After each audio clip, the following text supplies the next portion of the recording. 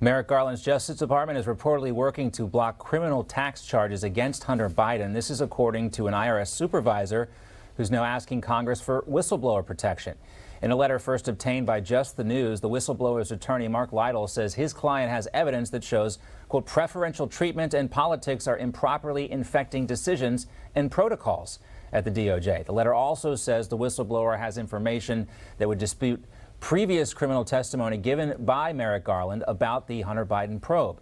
Garland claimed that the decision to bring charges was being left up to a Trump-appointed attorney for Delaware, David Weiss. But the Wall Street Journal confirms the investigation at issue is the DOJ probe into Hunter Biden. The president's son faces possible tax fraud, money laundering, and a violation of lobbying laws. Those charges could also be thrown in here. Now, the White House press secretary, Karine Jean-Pierre, was asked about all of this earlier on CNN.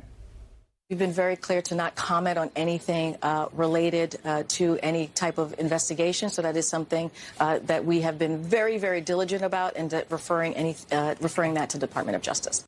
Well, the alphabet networks are now interested in this story all of a sudden. CBS Evening News was the first of the big three networks to cover the story. They actually interviewed the whistleblower's lawyer. Take a look. Tonight, there is breaking news in the federal criminal investigation into Hunter Biden's tax returns. Here's CBS News Chief Investigative Correspondent Jim Axelrod. My client wants to come forward to Congress. He's ready to be questioned about what he knows and what he experienced under the proper legal protections. Let's welcome in now Matt and Mercedes Schlapp. Matt, of course, is the chairman of CPAC. Mercedes, well, she really needs no introduction, of course, but she is a senior fellow at the American Conservative Union and a former White House strategic senior advisor. Great to have you both here. But John, I got to make something very clear. I work for her, okay? Oh. That's right. That's right. She should have been first. Ladies first, always. But guys, when you see the mainstream media picking up on the story, this to me is the clearest sign yet that that Joe Biden might not be running for president in 2024. This might be part of that effort. We also have to point to this. The founder of the Federalist, Sean Davis, brings up a great point here in this tweet. If the new letter from the whistleblower's attorney is any indication, we are about to find out how far the corruption at the DOJ is and how far they're willing to go to protect the Biden crime family. Mercedes, are we going to find this out finally? Look, it's taken a very long time when you think back that when it comes to Hunter Biden and these issues that have been basically creating these scandals for quite some time. I mean, it goes back to 2018 or even earlier than that. And yet you have seen the DOJ time and time again and the FBI and basically slow walking this process. I do think that what's interesting about this IRS agent is that there is this mention of these detailed examples of preferential treatment and politics. In addition to that, this IRS agent is not a political guy.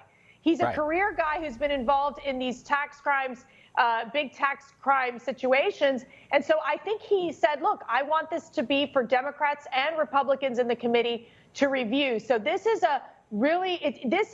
he wants to not be political. And I think that this in and of itself shows that there's a lot of validity to this and that the Biden administration and the DOJ is going to be in trouble. Yeah, do you guys mind if I bring up a point here real fast? When Donald Trump had his special counsel, Robert Mueller, there were no whistleblowers anywhere saying that somehow the Trump administration was blocking information. So the fact that you have this decorated IRS investigator saying, look, I'm getting blocked is a very significant development. Yeah. And I think we have to consider that. The second thing is Karine Jean-Pierre is saying they're being very careful not to publicly comment on the investigation.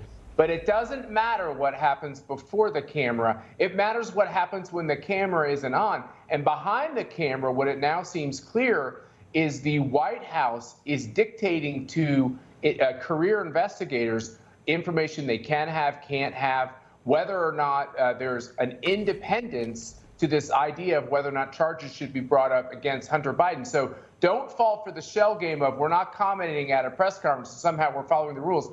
behind the camera, they seem to be breaking all the rules. Oh, yeah. And that follows the great example of Hunter Biden, who did the same. The whole Hunter Biden is a private citizen tagline, we don't fall for that. To your point, though, about, the DOJ, this may go all the way to the top because this letter, the whistleblower, is actually calling into question the sworn testimony of Attorney General Merrick Garland himself. It happened in March to the Senate Judiciary Committee. I know you guys both know this. We won't play this bit again. This is what he was telling Senator Chuck Grassley then. Does the Delaware U.S. Attorney lack independent charging authority over certain criminal allegations against the president's son outside of the District of Delaware?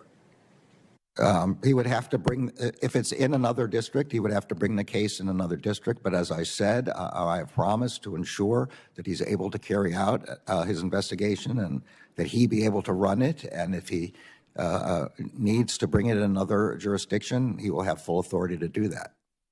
That may not be the case, Mercedes, if this whistleblower comes forward. Obviously, that's lying under oath here. Yeah, and I got to tell you, I think the pressure's on Merrick Garland to either clarify what he said or go back to the committee and say, I misspoke or I wasn't aware of the situation.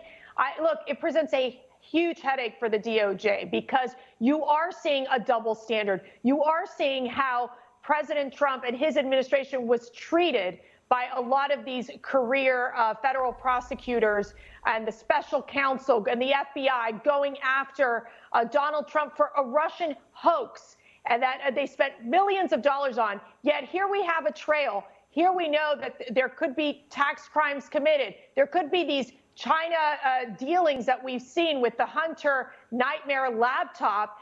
And yet, again, DOJ is taking their time, in essence, not getting quick answers that the American people deserve to know. They already tried to stop Hunter Biden and his laptop through Democrat operatives, media, and big tech. Now they're also trying to do the same with DOJ, just using the DOJ to weaponize and go after conservatives, go after those who supported President Trump and other Republicans, and not going after the Biden crime family, which we know there's a trail. Well, we'll see where the mainstream media goes with their coverage of this story, but there is more interest now. They're finally catching on to what everyone knows smells very, very bad. Great to see you both, Matt and Mercedes Schlapp. We'll talk soon. Thank you.